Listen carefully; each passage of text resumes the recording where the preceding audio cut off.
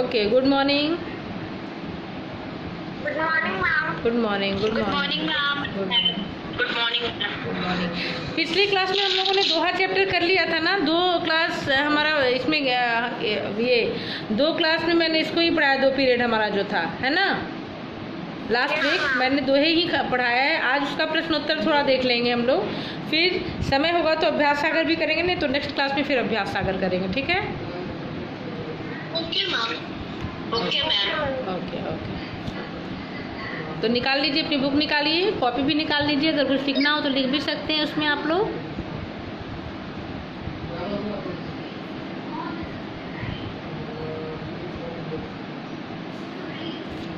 Hand raise किसने किया हुआ है?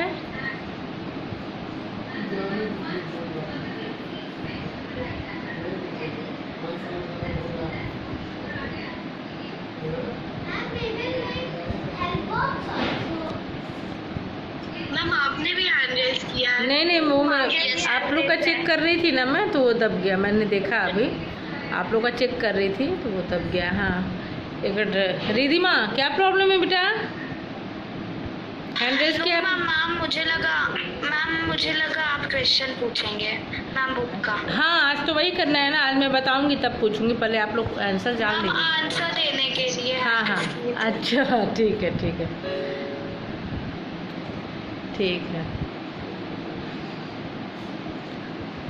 1 मिनट देख लूँ।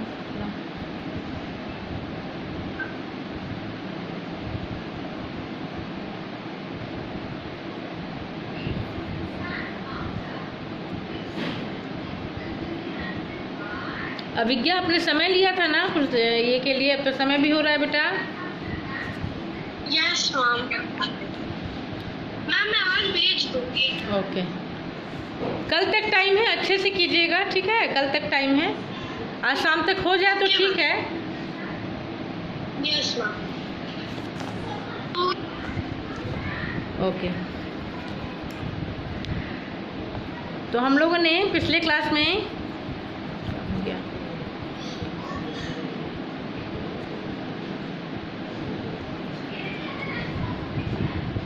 में जो दोहे पढ़ा था, आज उसका प्रश्नोत्तर थोड़ा देख लेते हैं।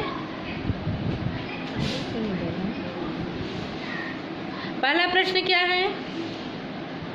मैम संसार को अपना किस प्रकार बनाया जा सकता है?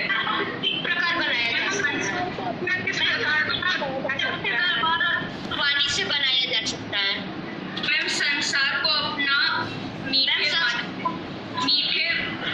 संसार को अपना बनाने के लिए हमें सबके साथ मीठे वचनों से बात करना। पहले तो सारे बच्चे मुंह बंद कीजिए अपना। मैं म्यूट करना नहीं चाहती हूँ क्योंकि डिस्कशन नहीं हो पाता है, तो आप सारे एक साथ बोलेंगे तो दूसरे बच्चे समझ पाएंगे। ये बताइए,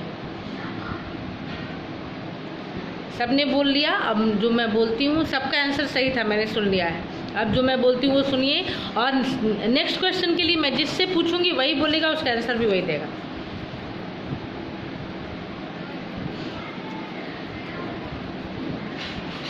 पहला प्रश्न क्या है? संसार को अपना कैसे बनाया जा सकता है? तो आप इसमें क्या लिखेंगे?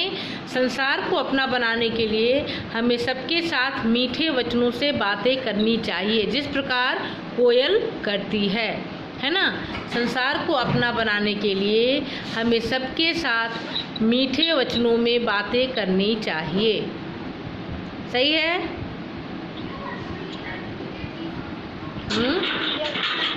संसार को अपना बनाने के लिए हमें सबके साथ मीठे वचनों में बातें करनी चाहिए, जिस प्रकार कोयल अपनी मीठी आवाज़ से सबको अपना बना लेती है, हमें भी अपने मीठे वचन से सबको अपना बना लेना चाहिए।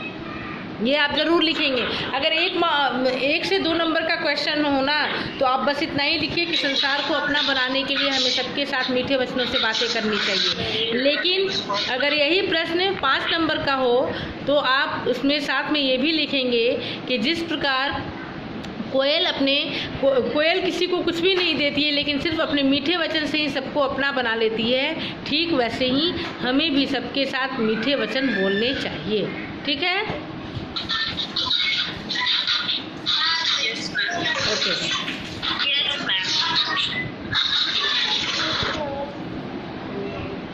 आप लोग बिना म्यूट किए नहीं लिखने वाले हैं। मैम कुमारी श्वेता मेरा बैकग्राउंड सर।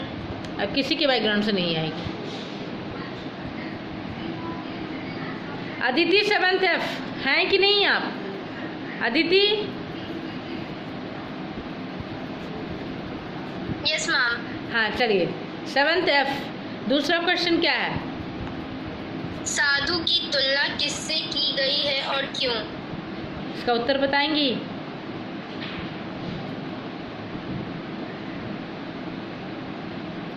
साधु की तुलना सूप से की गई है क्योंकि जिस प्रकार सूप अच्छी चीज़ों को अपने अंदर समाहित कर लेता है और थोथे यानी बेकार चीज़ों को बाहर निकाल फेंकता है, वैसे ही साधु भी अपने मन में केवल अच्छी चीज़ों को ही जगह देते हैं और बुरी चीज़ों को अपने मन से कोसों दूर रखते हैं। ठीक है, फिर से सुनिए। साधु की तुलना सूप से की गई है क्योंकि जिस प्रकार सूप अच्छी चीज़ों को अपने अंदर समाहित कर लेता है और थोथे और ब्रैकेट में आप थोथे के बाद ब्रैकेट में बेकार लिखेंगे, बेकार चीज़ों को बाहर निकाल फेंकता है, वैसे ही साधु भी अपने मन में केवल अच्छी चीज़ों को ही जगह देते हैं और बुरी चीज़ों को अपने मन से कोसों दूर रखते हैं।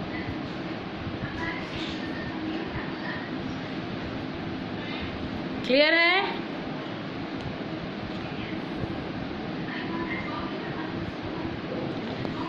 शीजा करीम आपका ये सही है माइक आपका? आवाज़ नहीं आती है, ओके। सुहानी 7th E सुहानी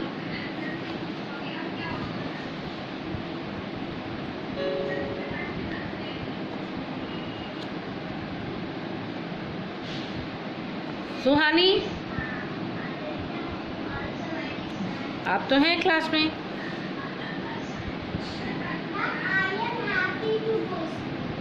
हरिओम कुमार हैंड रेज किया आपने, हरिओम।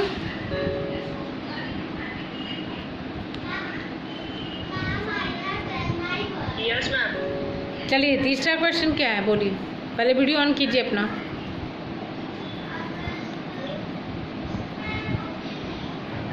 दूरों की भलाई करने वाले ही बड़े लोग होते हैं। रहीम जी ने कौन सा उदाहरण देने यह बात बताई है? उदाहरण देकर यह बात बताई है। उदाहरण देकर यह बात बताई है। Yes ma'am. बताइए, बता सकते हैं? खुला हुआ है।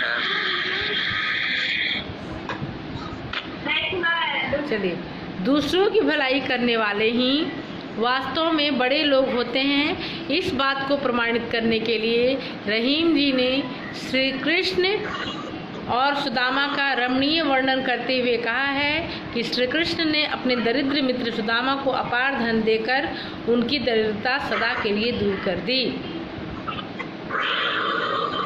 दूसरों की भलाई करने वाले, फिर से सुनिए, दूसरों की भलाई करने वाले ही वास्तव में बड़े लोग होते हैं।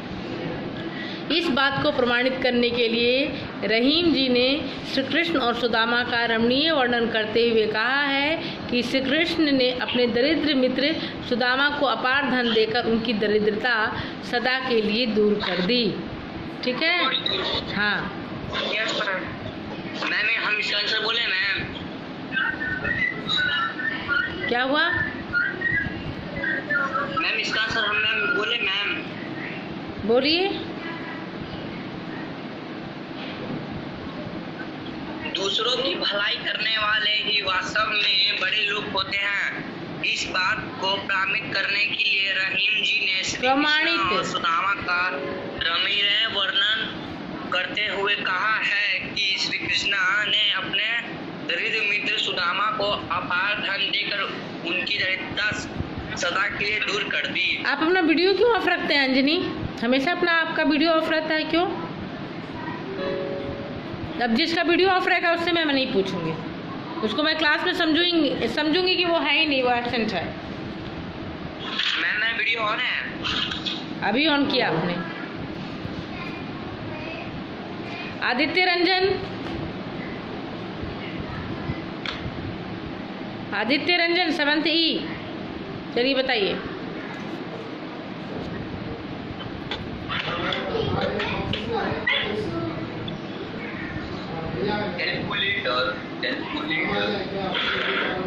आदित्य रंजन,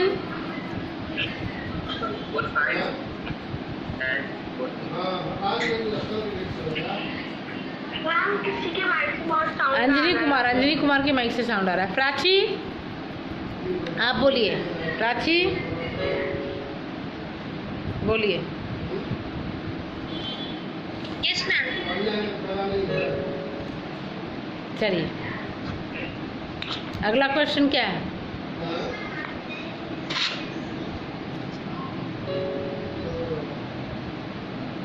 क्या हुआ, आपके पास बुक नहीं है?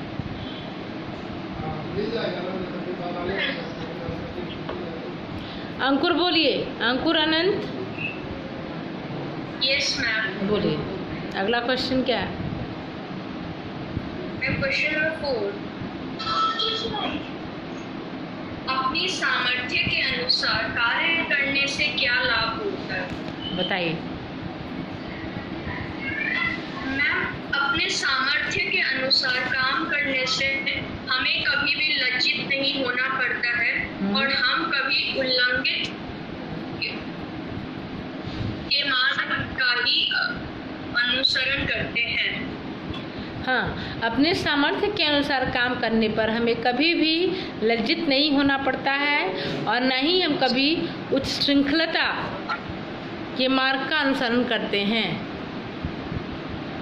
उच्च श्रृंखलता के मार्ग का अनुसरण करते हैं। उच्च श्रृंखल होना यानी कि एक नहीं होता है चंचल जिसको बोलते हैं, मतलब बहुत ज़्यादा जो चंचल हो उसको, हाँ उस सेंस में इसको लिया जाएगा। हाँ बोलिए, क्या हुआ? मैं इसका आंसर बताऊं मैं? हाँ बताइए, पहले वीडियो ऑन कीजिए। हाँ बताइए। अपने सामर्थ्य के अनुसार काम करने पर हमें कभी लज्जित होना नहीं पड़ता है, ना ही हमें कभी उछंग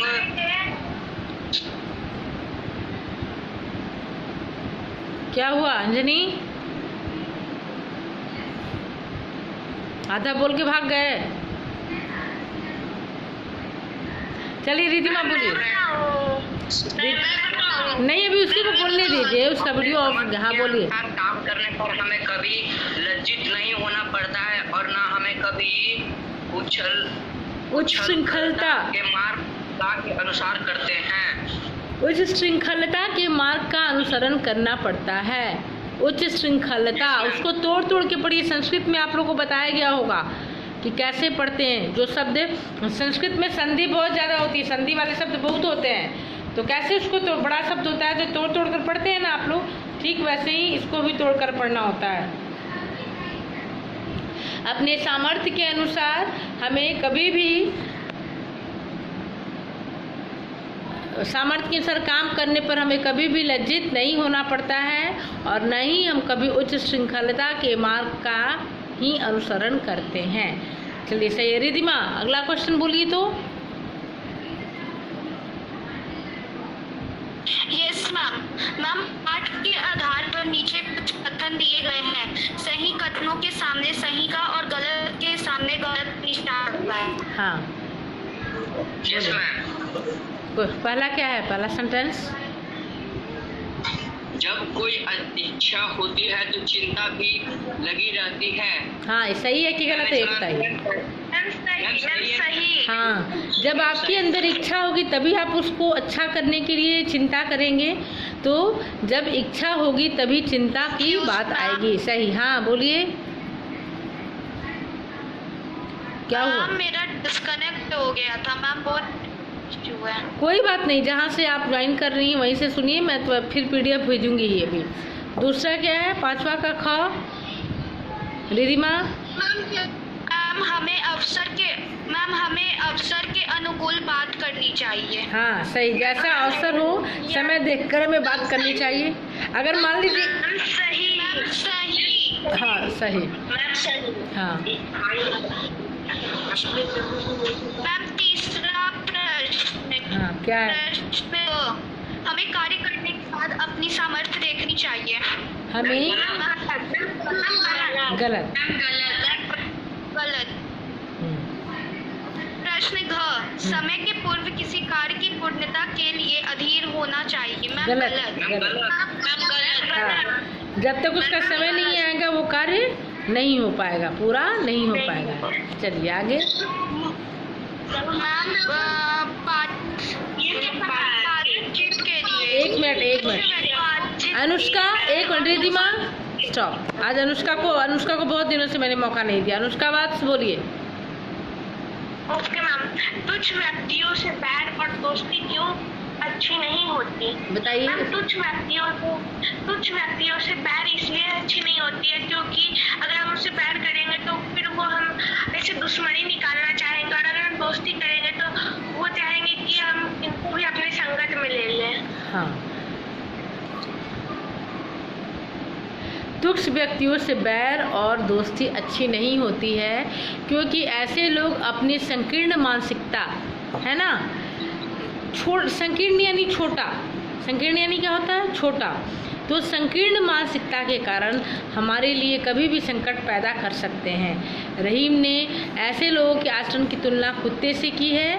वे कहते हैं कि कुत्ते के चाटने और काटने दोनों से संक्रमित होने का खतरा बना रहता है ना, दोनों से हम इन्फेक्टेड हो जाते हैं।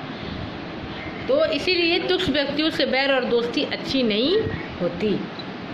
फिर से सुन लीजिए, तुच्छ व्यक्तियों से बैर और दोस्ती अच्छी नहीं होती क्योंकि ऐसे लोग अपनी संकीर्ण मानसिकता के कारण, जिसको मीन माइंडेड बोलते हैं ना, कभी कभी किसी को देख के कहते हैं बहुत मीन माइंडेड है ना, यानी छोटी सा उसकी मानसिकता जो है। हाँ, तो संकीर्ण मानसिकता के कारण हमारे लिए कभी भी संकट पैदा कर सकते हैं। रहीम ने ऐसे लोगों के आचरण की तुलना कुत्ते से की है। वे कहते हैं कि कुत्ते के चाटने और काटने दोनों से हमें संक्रमित होने का खतरा बना रहता है। वो बहुत प्यार कर देता है तो भी हम अपवित्र हो जाते हैं, और जब वो हमें काट ले तब तो हमें इंजेक्शन दिलवाना ही दिलवाना है ना। चलिए दूसरा प्रश्न बोलिए। दूसरा, रहीम ने साहू के साथ किन विशेषताओं को उजागर किया है? रहीम ने साहू के साथ उन व्यक्तियों को उजागर किया है जिनके पास कोई इच्छा नहीं है, जो इच्छा नहीं रखते किसी भी चीज की। रहीम ने साहू के साथ सहनसा के बेफिक्र रहने की अदा और चीज़ों को बटोरने की अनिच्छा जैसे विशेष गुणों को उजागर किया है। विशेष गुणों को उजागर किया है, ठीक है।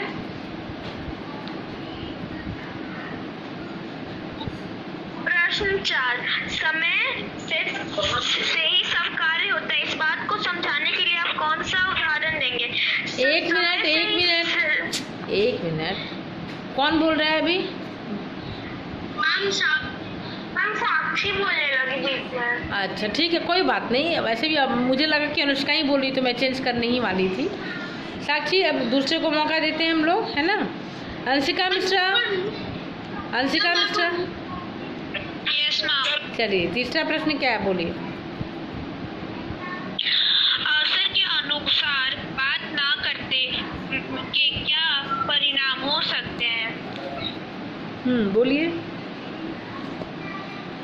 अवसर के अनुसार बात ना करने पर, अवसर के अनुकूल बात ना करने से यह परिणाम हो सकते हैं कि जिससे हम बात करें वो गुस्सा हो सकते हैं या वो चिढ़ सकते हैं। अवसर के अनुसार बात ना करने पर बातचीत में आनंद की जगह विषाद घुल सकता है ना, जिससे स्थान, काल और वातावरण अनाकर्षक लगने लग सकता है। जिसको कि हमें अट्रैक्टिव बनाना था वो अट्रैक्टिव नहीं रहा, क्योंकि हमने सही समय पर सही बात नहीं की।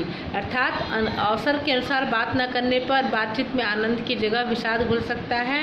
और मतलब अगर दुख की बात है और हम वहाँ जाकर खुशियाँ फैलाएं, नाच गाना करें, प्रोग्राम करें, तो वहाँ पे हो सकता है कि जिसके घर में हम गए हैं वहाँ हमारी उससे लड़ाई भी हो सकती है।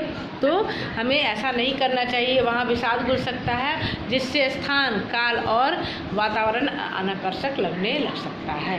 ठीक है, चलिए चौथा प्रश्न क्या है? मैम, समय से ही सब कार्य होते हैं, इस बात को समझाने के लिए आप कौन से उदाहरण देना चाहेंगे? बोलिए, इसका आंसर दीजिए। समय से ही सब कार्य होते हैं, इस बात को समझाने के लिए मैं उम्र का उदाहरण देना चाहूँगी। जैसे जो कार्य युवा अवस्था में संभव है वह न तो बाल्यावस्था में हो सकता है और न ही वृद्धावस्था में हो सकता है। ठीक है, वह न तो बाल्यावस्था में हो सकता है और न ही वृद्धावस्था में हो सकता है। जो काम हम युवा अवस्था में कर सकते हैं वो हम बाल्यावस्था यानी बचपन में, और वृद्धावस्था यानी बुढ़ापा में भी नहीं कर सकते हैं। वो नेक्स्ट मैं पढ़ूं? पढ़िए। अनुमान और कल्पना। एक, मान लीजिए कि आपके पिता आपको जेब खर्च के लिए हर महीने 100 रुपए देते हैं। आप उसे किस तरह खर्च करेंगे? कौन बताएगा?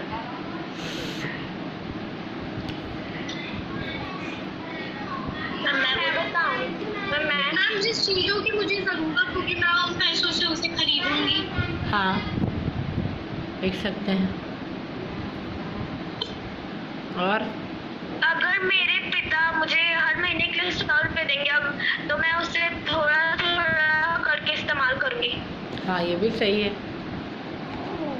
मैम, अगर मुझे मेरे पिता 100 रुपए देंगे तो मैं मैम उसे कलेक्ट करके रखूंगी फ्यूचर के लिए।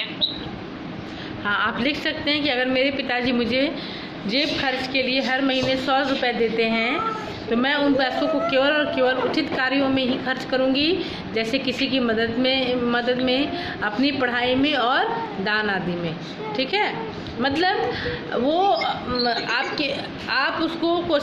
आपको कोशिश करनी होगी कि आप उसको अच्छे कार्यों में लगाएं, ताकि आपको उसका फल भी, उसका परिणाम भी अच्छा दिखे, है ना? नहीं होगा। Next question. बाजार में सब्जी खरीदते समय, स्कूल की फीस भरते हुए, नाटक की तैयारी करते समय कौन सी बातें करना अवसर के अनुकूल नहीं होगा? हाँ। हर स्थिति के लिए दो बातें बताइए। हाँ, तो बाजार में सब्जी खरीदते समय बताइए, कौन बताएगा? पहले बता लीजिए, मैंने स्क्रीन शेयर किया हुआ है।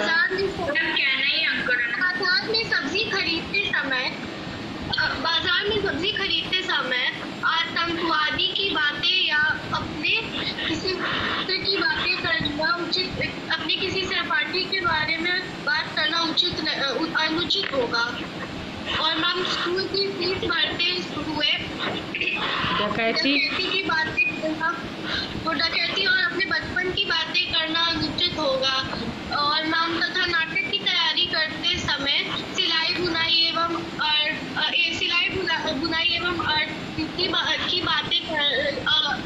अर्थनीति की बातें व्यर्थ है। सुनिए, बाजार में सब्जी खरीदते समय आतंकवाद की बातें करना, अर्थात कि आप सब्जी खरीद रहे हैं तो सब्जी की बातें कीजिए, कितनी महंगी है, कितनी सस्ती है, कहाँ से आती है, तो सही लगेगा। तो वहाँ पर आतंकवाद की बातें या अपने सहपाठी के बारे में बात करना अनुचित है। अब मान लीजिए आप सब्जी वाले से ही अपने सहपाठी के बारे में बात करने लगे, तो क्या ये सही लगेगा? उसको कुछ भी तो समझ नहीं आएगा। हाँ, तो जो सामान बेच रहा है उससे उसकी बात करें तो उसको समझ में भी आएगा और अच्छा उसका जवाब भी दे सकता है। तो ये अनुचित होगा। साथ ही स्कूल की फीस भरते हुए डकैती और अपने बचपन की बातें करना अनुचित होगा। जब आप स्कूल की फ़ी भर रहे हैं तो उस वक्त अगर आप ये कहें कि बहुत डकैती बढ़ गई है और मेरे बचपन में ऐसा होता था, तो जो फ़ी ले रहे हैं स्कूल में उनको भी बुरा लग सकता है। आपके बचपन में क्या होता था वो समय कुछ दूसरा था। फिर आप डकैती की बात करें तो यहाँ पर अगर स्कूल इंस्टीट्यूशन आपसे फ़ी ले रहा है तो इसका मतलब आप इंस्टीट्यूशन को डकैत बता रहे हैं, है ना। तो उस वक्त भी ये सब बातें करना अनुचित होगा। तथा नाटक की तैयारी करते समय सिलाई बुनाई एवं अर्थनीति की बातें करना भी व्यर्थ है। अगर आपको नाटक की तैयारी करने के लिए दी गई तो उस वक्त अगर आप सिलाई बुनाई की बात कर रहे हैं या इकोनॉमिक की बात कर रहे हैं तो वो भी गलत होगा। सही है? मैम बहुत लोग पेन बहुत चला रहा है, मैम पेन बहुत लोग चला रहा है, इसीलिए मैं स्क्रीन शेयर नहीं करती हूँ, मेरे लिए ज़्यादा बेटर होता है। कभी कभी लगता है कि आप लोगों को दिक्कत हो रही है तो कर दो, मत कीजिए। ठीक है, चलिए आगे बढ़िए। भाषा की बात। नीचे दिए गए उदाहरणों को पढ़कर और समझाइए। पहला, काको धन हरे कोयल काको दे। हाँ, मम तागा काको धन हरे कोयल काको दे।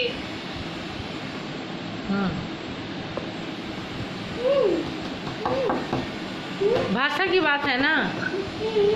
यस मैम, नीचे दिए गए उदाहरण समझाइए। एक मैं मिनट, बताऊं? बताइए बताइए। कोयल ना, कौवा ना किसी का धन लेता है ना कोयल किसी को धन देती है। तब कोयल अपनी मीठी वाणी बोलकर अब सबको अपना कर लेती है और जो कौवा कौवे के कान को सब उसे भगा दे। मैम इतना कुछ तो लिखा ही नहीं।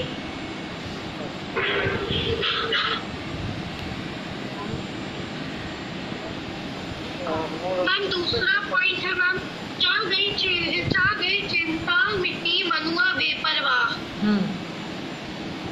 हमको कचना चाहिए, जिसको कचना चाहिए वो शाम के साथ। प्रश्न एक बार फिर से कहिए तो। मतलब मैम मनुआ यानी मन। मैम मैं इस दोहे का मतलब बताऊं? बताइए मैं बताऊं? बताइए, मैंने बहुत बार समझाया। चिंता मिट्टी मनुआ बेपरवाह। मतलब एक बार और आप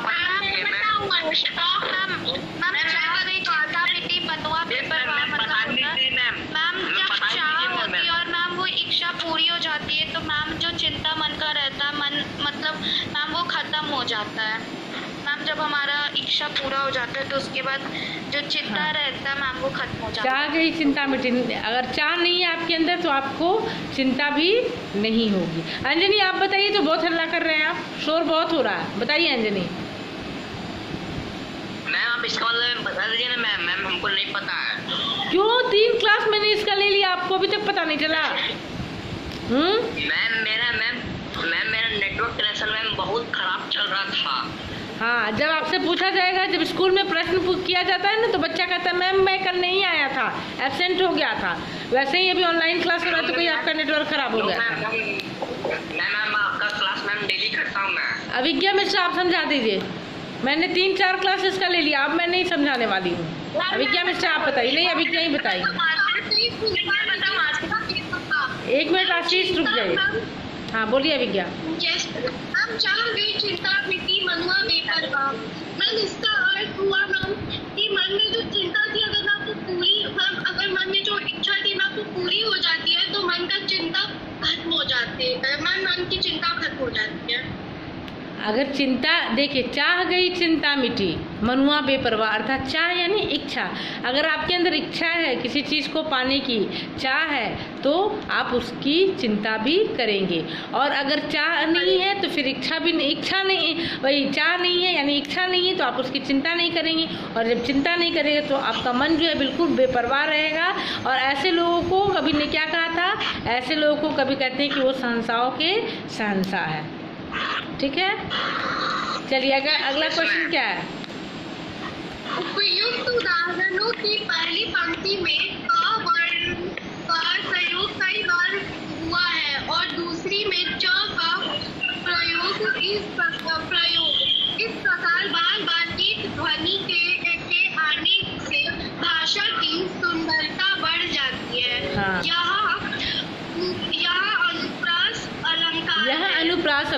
अभी आप अलंकार आप लोगों को अभी नहीं पढ़ना है। जब आप 8 में जाएंगे तो अलंकार पढ़ना है। हर कविता में आपको उसमें हर पंक्ति में आपको अलंकार दिखेगा। तो यहाँ क्या कर रहा है कि अनुप्रास अलंकार मैं एक बता देती हूँ कि क्या होता है। अनुप्रास यानी एक ही वर्ण की जब बार बार आवृत्ति हो तो उसको अनुप्रास अलंकार कहते हैं। जैसे पहला क्या था, कागा काको धन हरे, है ना, कागा काको, तो क है, फिर क है। तो जो चीज़ सुनने में अच्छी लगे, बार बार हम लोग उस वर्ण की आवृत्ति कर रहे हैं, उसको दोहरा रहे हैं, तो जिस वर्ण की आवृत्ति बार बार हो उसको हम अनुप्रास अलंकार कहते हैं। तो इसमें पहला एक प्रश्न क्या है, उसमें पूछ कि क्या पूछ रहा है, कौन सा दोहा दिया हुआ पंक्ति? कोयल काको दे। हाँ, कोयल कागा काको धन हरे। तो कागा में भी क है, काको में भी क है, धन हरे। कोयल एक मिनट रुकिए तो मैम 4 टाइम्स को है। हाँ, जितने बार बार उसमें क वर्ण की आवृत्ति हो रही है जो कि सुनने में भी अच्छी लग रही है ना। तो इसलिए ऐसे वर्ण ऐसे शब्द ऐसी पंक्ति जिसमें बार बार एक ही वर्ण की आवृत्ति हो वो अनुप्रास अलंकार कहलाती है। तो आप लोग को अभी शायद अभी अभ्यास सागर में आपको एक अनुप्रास अलंकार देखना होगा, पढ़ना होगा, हो सकता है, तो वो हम लोग कर लेंगे उसमें।